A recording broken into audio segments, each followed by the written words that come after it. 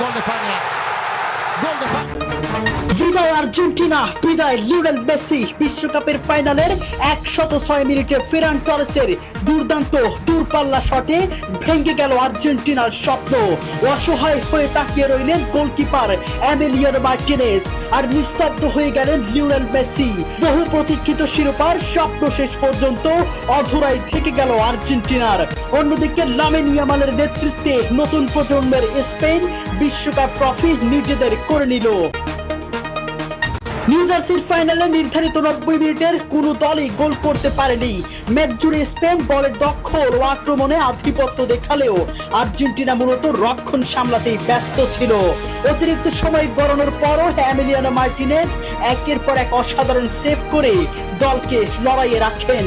তবে 106 মিনিটে সেই প্রতিরোধ ভেঙে দেন ফেরান টরেস। দূরপাল্লা থেকে নেওয়া তার শক্তিশালী শট জালে জড়িয়ে গেলে উল্লাসে ফেটে পড়েন স্পেন শিবির।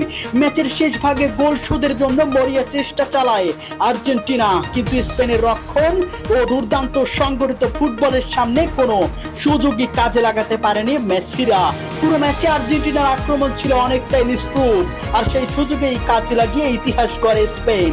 এই জয়ের মাধ্যমে বিশ্ব ফুটবলে নিজেদের আধিপত্য আরো একবার প্রমাণ করল স্পেন। আর লিওনেল মেসির জন্য এটি হতে পারে বিশ্বকাপের মঞ্চে সবচেয়ে বেদনাদায়ক বিদায়গুলোর একটি।